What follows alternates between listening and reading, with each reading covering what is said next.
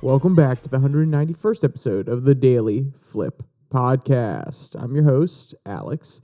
Today we'll be flipping through some of the top stories, including why some non-Trump Republicans are still loyal to the party, even though he's changed a few things. How there's an interesting question about, are we headed down a libertine, narcissistic path as a country? That one comes from the Mises Institute. And there's an American loophole that is driving the fentanyl crisis. And, of course, we will end today with our Daily Delight, a story meant to leave you feeling positive and ready to take on the day. Now, that's enough rambling from me. Let's jump in to our daily debate. So, have we lost perspective? Do we no longer look to the wise people of our past, to the people who have given us so much information, so much insight into how to operate within the world, and have we just disregarded their opinions? And what I mean by this is, I feel as though a lot of people in Gen Z, and maybe it's because we're young, but a lot of people don't look to the history. They don't look to our past. They kind of overlook it, saying, no, we know the way, rather than sitting down with some of the most famous, some of the most well thought, some of the most articulate writers of the past that have provided so much information in wealth of knowledge that we could really take advantage of. But maybe that's just me. Maybe I'm not seeing something. Maybe we just absorb our content in a different way and we still love the past. We just don't do it like we would have previously. So, throw your comments down there in the comment section. Love to hear what you have to say. Now, let's jump to our first article that comes from the Daily Beast. Why my disdain, this is the headline, why my disdain for Trump won't sway me from being a Republican. So, we have the Lincoln Projects of the world. We have the Never Trumpers, the Liz Cheneys of the world, so on and so forth. And there's always this talk of, yes, Trump is splitting the Republican Party. He is, pushing away those longtime voters who just can't deal with his personality, or they feel he's moved too far right, even though most people would probably argue that a lot of his policies are pretty moderate in some degree. There are a few, like immigration, where he's specifically more to the right than a lot of the previous administrations or previous party leadership. But there are other ones where, he is definitely not in line with mainstream conservatives. And it's always interesting when you look at that conversation about, he is dividing the nation. Well, now we have another example of one person who doesn't like Trump, but he's going to stick by the Republican Party. And I thought it was an interesting insight into the mind of someone like this. Quote, when people ask me about where my conservative beliefs come from, I can give them many rational reasons that I have mostly reverse engineered. But the truth is that my first political influence was my father. My dad worked as a prison guard for 30 years in Hagerstown, Maryland. That's right. He literally went to jail for 3 decades so that I could get paid to write about politics. Talk about a sacrifice. Coming from a blue-collar background had its downsides, but it has given me valuable perspectives. Few of my colleagues have a background as rural or as conservative as mine. So, why do I read this first part? Getting a little bit of background on the author. Why is that important? The reason I like this opening from him is explaining the fact that these hardworking blue-collar people in America who may have been part of unions, who may have voted Democrat purely based on the benefits that it can bring to them or to the people around them, like their union members or maybe some certain family policies in the past.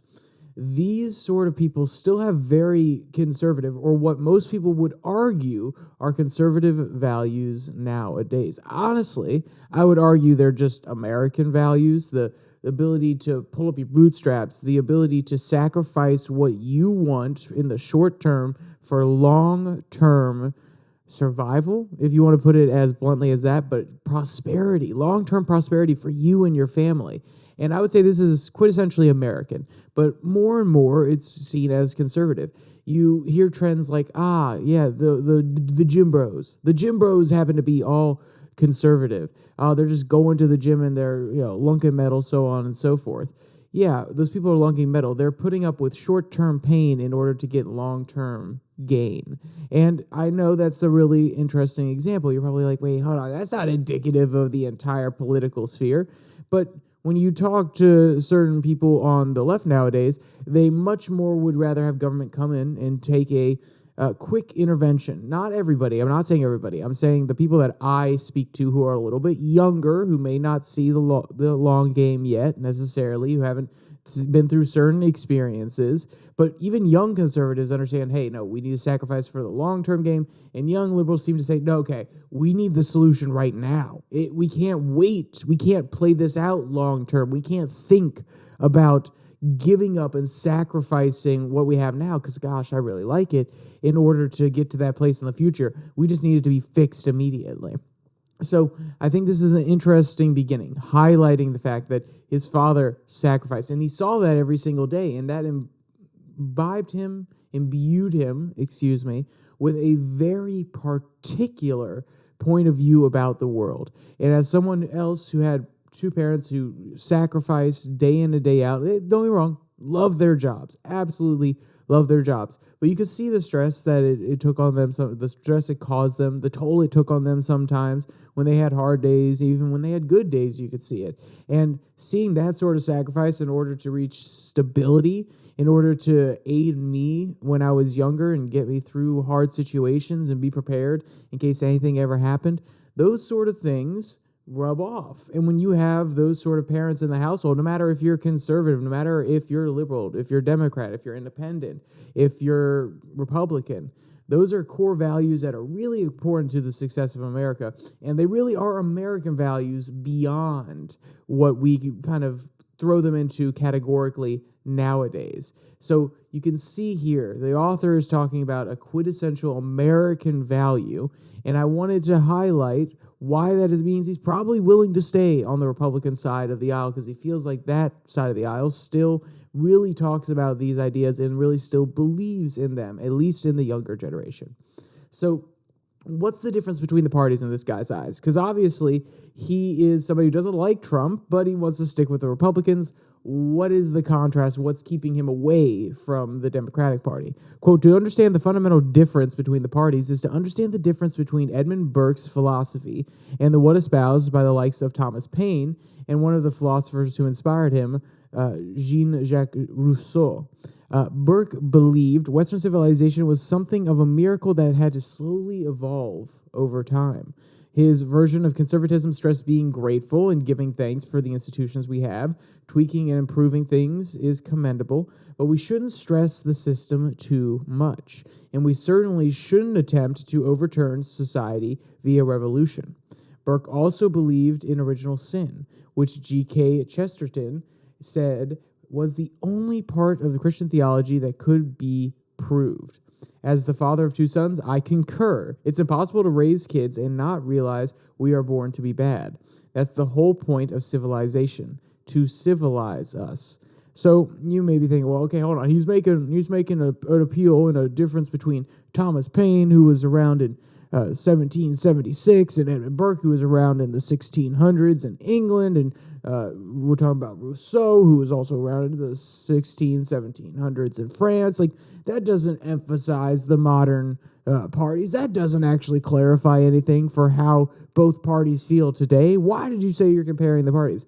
And that's because I would argue it actually exemplifies both parties pretty darn well.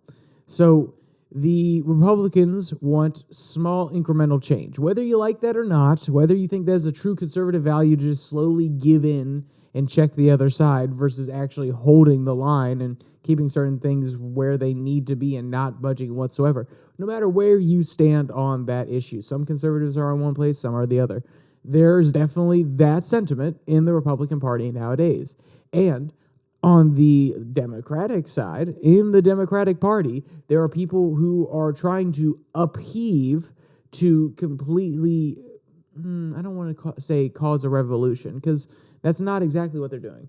But they're willing to break the standards, break the norms in a way that is very jarring, and they're willing to kind of throw things up in the air and see where they land, hoping that it ends up in their way forward. Just like the proposals of the Green New Deal or the massive, when Build Back Better was on the table, it was supposed to be a massive overhaul, not completely changing society, but changing a lot of the base nature of the way that our system works. A lot of more emphasis on green technology rather than oil technologies, practically cutting a lot of oil production on Biden's side or during his time in the administration. And these are all shifts from the status quo. These are all ways to actually radically shift the way that we perceive things. Or think about it this way, trying to cancel student debt. That's a radical change. That is a huge change. And let's be clear, yes, he's only going to do it once. Once he set the standard, it just keeps happening over and over again. Oh, well, Biden did it. Why can't I do it for these students in 20 years? Oh, well, now the payments are getting a little bit higher. Let's do it every 10 years. You know what? No. Now everybody's expecting it. We might as well just cancel debt altogether and just have it all be publicly funded, so on and so forth. So you can see that these ideas, these seedlings still exist in some degree, which is one side wants to maintain the status quo, the other side wants to constantly push and completely disrupt the system. Just like those Silicon Valley bros that are like, hey, we're disruptors, bro. We're going to change the system, bro. That's exactly what they want to do. And then the Republicans are the venture capital firms coming in and saying, okay, hey, I respect some of the things you're doing, but you need to slow your roll. And that is how this quote actually exemplifies that the parties are still divided along these particular lines. So now that I've explained how they're divided, why? Once again, I asked the question, why does this author not leave the Democratic Party? Well, he has an opinion on that, of course, and I'm not leading us there whatsoever, but let's just read it. Quote, unfortunately, Democrats tend to believe in zero-sum fallacies. In their mind, wealth is like a pizza. If you and I get too many slices, there won't be enough left for them. Rather than focusing on growth and opportunity, they think about equality or equity. That's just another way of justifying raising taxes on a subset of people to spread the wealth around. Look no further than the classic Simpsons episode when Grandpa Simpson starts receiving random checks in the mail. When Bart finally asks him, didn't you wonder where you were getting those checks from for doing absolutely nothing? He replied, I just figured the Democrats were back in power again. Well, America has replaced Grandpa Simpson with Grandpa Biden. And instead of receiving checks, he sent them out. So, yeah, I definitely agree with part of the sentiment here. At the end of the day, it's a survival mindset. And this is not something that just falls on the Democrats. This is people in the Republican side of the aisle. This is just Americans in general. It's you take something and there's less of it for me, rather than the beautiful thing about America, which is, hey, if you feel that there's not enough for you, if you feel that you're being gypped, instead of going and taking from somebody else and using the arm of government, using force and violence to take that back, no, go out and change how the system works or expand the opportunities. If you feel as though that the local store is being too preferential on selling a pane of glass to another distributor or another glass operation that is working in your area, rather than going and saying, no, holding a gun to their head and saying, I will get this glass from you. You will give me a competitive rate.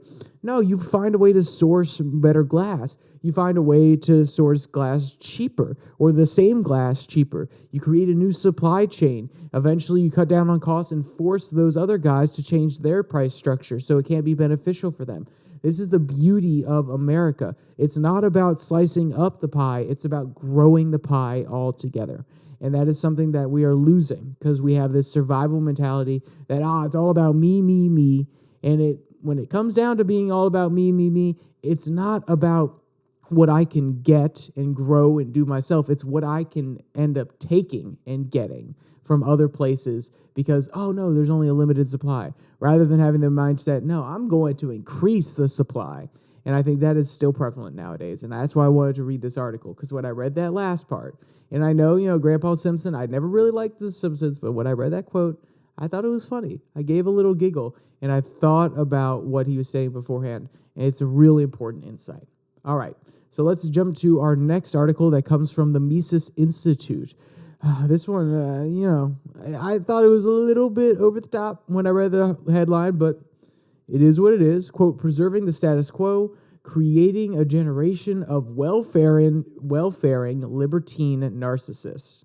So this is obviously coming from the Mises Institute, and when they say libertine, they don't mean true libertarians. They kind of mean it as an insult, because libertine is more, hey, get your hands off my stuff, get out of my life, and not having more of a overall consistent view of libertarianism, which is not just, hey, get out of my stuff, or don't get involved in my business, but getting government gone altogether because it's an interference in the market system, in society, and so on and so forth. A limited government is the best government. That's what libertarian actually stands for. Libertine is more on the social front. Hey, it's none of your business. Stay out of my life kind of deal.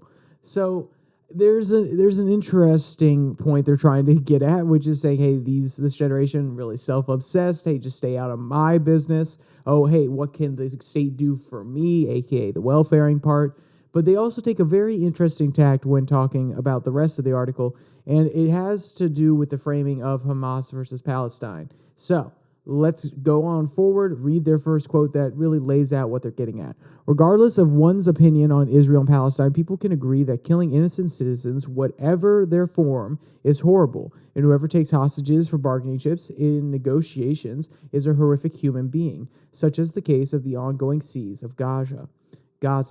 One has to wonder why Hamas decided the best course of action was to commit atrocities and kidnap civilians, only to elicit a response amounting to war crimes against Gaza, where most of the people didn't approve of their actions. While Hamas is starting to realize what they did might contribute to the end of Gaza as we know it, some people disagree and argue that what happened in southern Israel was justified, end quote. So you can see the framing that they're taking here. They're, at the end of the day, they're saying, hey, we don't want innocent people dead. Hey, we do not want hostages taken to be, traded back and forth in order to get what they want out of this. And you can kind of see where they're leaning on saying, hey, Hamas, they were doing this to provoke Israel. That's what they're trying to get at in those last few lines. Hamas purposely did this to promote Israel. And this is going to lead to the libertarian argument, which is why, as a Western nation, essentially, in the Middle East, a democracy,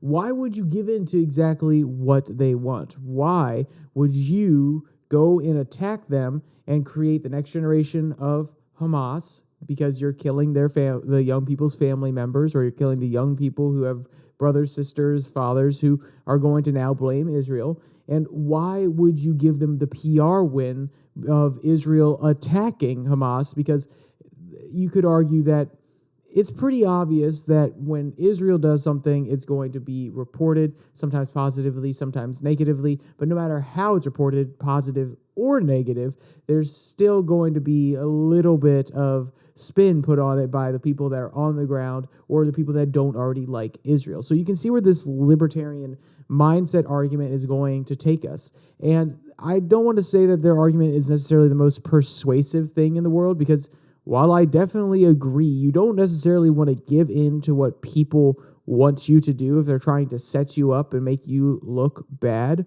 But also at the same time, if somebody invades your nation and they kill your citizens, you're justified to go and at least respond. You're justified for the violation of your sovereignty in order to go into that other place and make sure that it doesn't happen again. And I'm going to be honest, I don't always love this framing of what if this happened in America. I don't always like it because it's kind of an emotional response. It's trying to compare and say, yes, this situation, if it happened exactly in America, we would be okay with it. So then we need to support it. Sometimes it's used as a justification to support it, rather than the actual point of it. That analogy is understand where the Israelis are coming from. Put yourself in their shoes. If we were attacked here in America and the exact same size of attack, you want to say proportionally or just raw numbers, is exactly the same as what happened in Israel, you think we would step back? You think we would be okay with somebody else violating our sovereignty? You think we would turn the cheek? We would be the bigger country. I mean, we already are the bigger country, but you understand where I'm coming from. We literally launched an entire war in the Middle East because of the 9/11 attacks. So I think when that analogy or that question, would we allow this if this happened to us in America? It's very useful when understanding how to put yourself in somebody else's shoes. That doesn't mean I necessarily agree with the 100% justification that sometimes, not every person says this, not every conservative or Democrat says it, but sometimes comes along with the process of, hey, we need to outright support them. And when I say support them, yeah, we support our allies. But what I mean by support is directly get involved. Yeah, I mean, there has been talk of this already on multiple sides about how we could be pulled in directly to some sort of conflict with Iran or something to that effect. While I think that is hyperbolic, I also don't want to dismiss the fact that some people are saying, hey, yeah, we might want to get involved there so we don't get pulled into that conflict. Well, guess what? If we get involved there, that's directly going to pull us into that conflict. So how about we say hands off? How about we say, Israel, you have the right to do what you're doing to defend your sovereignty, but don't expect us to put boots on the ground. And there are going to be questions about aid, because I think just like we have come to the realization that we need to question where the money is going when it goes to Ukraine, the same thing needs to be put in place with Israel. And need to make sure that our weapons are being used, in my opinion, defensively rather than offensively. If you want to use weapons, and let's be clear, if they want to buy weapons outright, fine, but not just giving them to them through different aid packages. And normally, yes, I understand they're not actually just giving it to them. They're technically loans. So sure, I guess that could be okay, and if you want to frame it that way. But anything that we're just giving to them because they're our ally, because we support them, should be defensive. Anything offensive should be bought like a free market transaction, and then they can go to town because their sovereignty, their problem, their neighbors, and they need to address it in the way that they see fit. That doesn't mean that we have to be directly there on the ground helping out.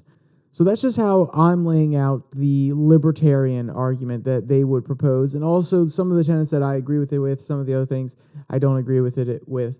Obviously, much more nuanced, willing to be persuaded. If you have comments, throw them down in the comment section. It's always open to a different perspective. Trust me, I've gone back and forth on this issue a million different times. And by go back and forth, I mean between a more libertarian and a more standard conservative response, and maybe a classical Democrat response, but the progressive response of the oppressor versus oppressor narrative, that one, no offense, has never really sat well with me.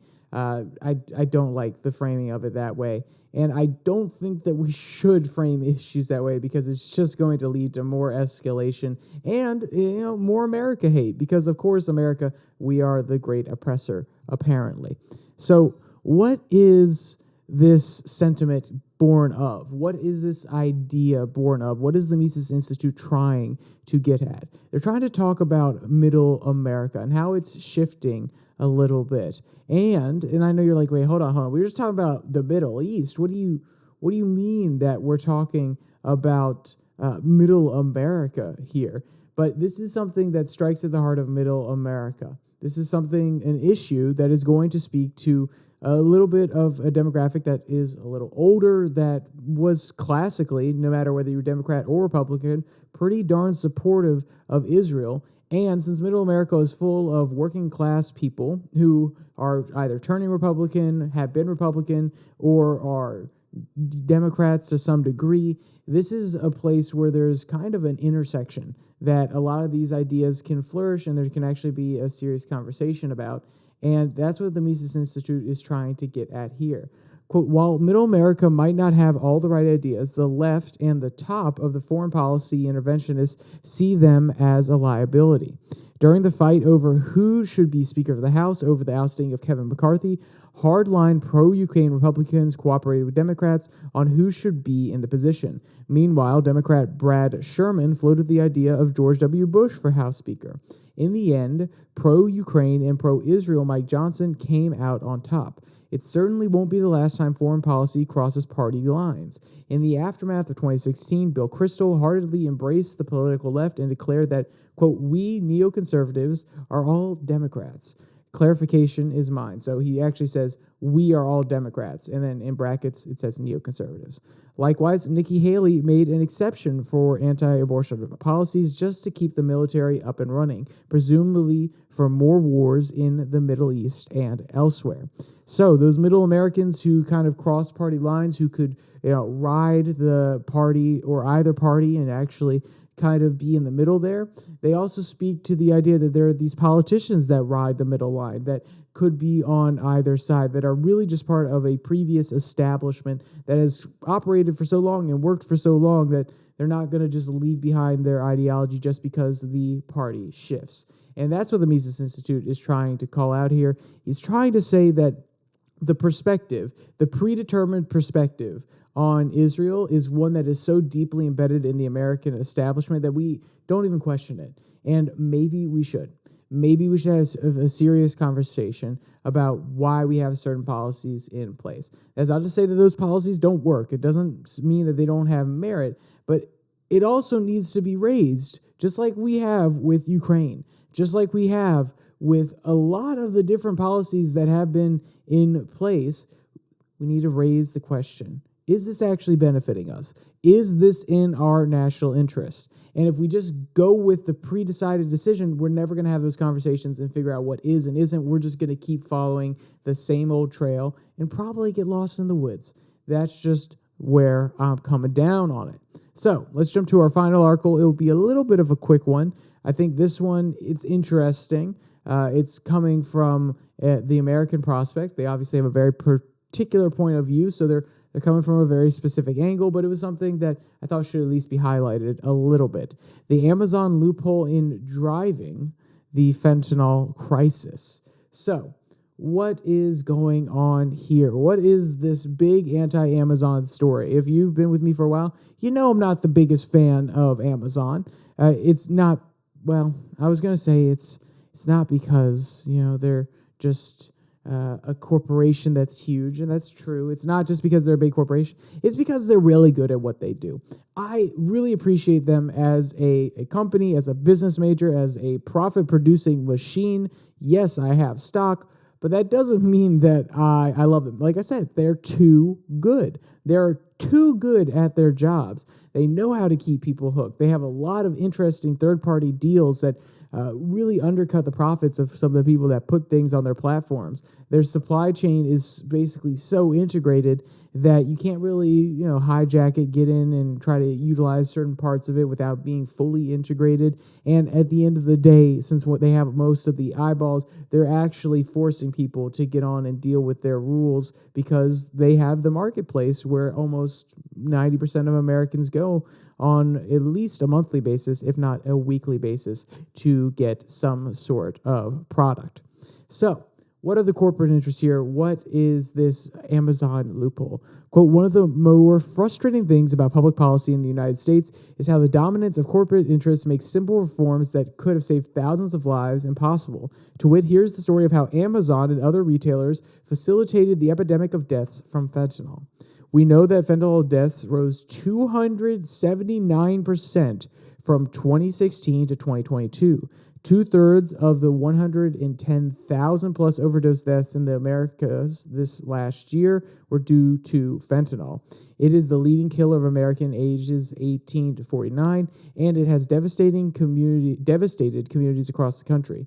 Drug enforcement efforts in the United States have historically targeted supply through so-called the war on drugs. But reducing the amount of fentanyl on the street need not involve military-style operations in Central and South America. China is the source of most of the chemical compounds that cartels use to make fentanyl in illicit drug labs. Without these raw materials, much of the fentanyl trade would be stopped. So how do we actually limit the importation of some of this fentanyl and some of these chemicals that are being shipped in from China into Mexico so the cartels can make this synthetic opioid that is a lot more deadly than heroin, a lot more potent per gram than heroin? How do we stop this? Or more accurately, how do we understand what's happening? How is it happening? And then can we go on to stop it from there? So let's talk about the loophole. Quote, while Chinese cooperation is welcome, the bigger problem is that the vast majority of fentanyl chemicals sent from China are not inspected at all. That's because of something called the de minimis rule. Section 321 of the Tariff Act of the 1930s allows for goods under a certain value to be shipped into the United States without tariffs, fees, or inspections. Anyone who has flown on international travel is familiar with the form with their declaration card when they return to the United States. If you got some trinkets from abroad that are of nominal value, you don't have to submit them to customs officials. In 2016, that nominal or de minimis value went up from 200 to 800. There are only 2 countries in the world that have a higher de minimis value than the U.S. China's de minimis value is less than $10. So how does this change the game? So what can happen is large sellers, large corporations who get their products from all around the world, they send over large shipping containers full of these different packages. And obviously, altogether, the shipment would be over $800, which is the new de minimis value. So they have plants in other locations, other fulfillment centers in other countries that break it up and put them on smaller trucks or into smaller packages that are less than $800. So then they can get into the United States without being inspected, so it can make things faster for customers from these online retailers. But guess what? That also means that some of these other drugs that can get shuttled in are going in without being inspected. Now, of course, a large majority of the cartel production of fentanyl is in Mexico. So to say that, changing this de minimis rule would actually alter the amount of fentanyl going across the U.S. border is probably true to some degree. It's probably safer for the cartels to have an operation set up here in America where the drugs get shipped to and then they process it so they don't have to worry about getting it across the border again. But a large majority of this production is going on south of the border. So just changing the de minimis rule is not going to solely change the situation of the fentanyl crisis here in America, but something that needs to be considered because it is a loophole that can be taken advantage of. And if they're not already doing it to a large degree, they could very well do it in the future. So this is something that we need to think about. We need to have a conversation about it. If you want to read more about it, the link to this article is in the description below that like and subscribe button. But let's also jump to our last story, which is a positive one. I promise. It's cute. It's adorable. Our daily delight this time comes from Woo Globe. Cat bumps into couch trying to jump from the table. So cats are normally seen as very agile animals, but sometimes they do fumble like the Redskins on Thanksgiving Day. Quote, a cat attempts to a daring jump from the table to the couch, but hilariously bumps into the couch in the process. Undeterred by the mishap, the determined feline quickly recovers and cleverly climbs back onto the couch to reach its intended destination, the windowsill. So at the end of the day, he may have bumped his head, he may have felt a little bit sad, but there was a solid laugh, and at the end of the day, he got where he needed to go. Quote, the cat's acrobatic antics and unexpected blunder made for a lighthearted and amusing moment that is sure to bring laughter to anyone who watches. And just like that last article, if you want to see any of the photos or videos from this article, give it a little read through. All of them are in the link in the description below that like and subscribe button. Also down there, you can find the podcast on Spotify, Pocket Cast, Google Podcasts, Podvine, and the Twitter handle @YourDailyFlip, where I post a Twitter tirade every Tuesday and Thursday. A little bit less formal, less quotes, just kind of off the top of the head thinking about what I'm reading or what I've read over the course of the last week. All right, with all that said, there is only one more thing to say. Stay safe, don't die.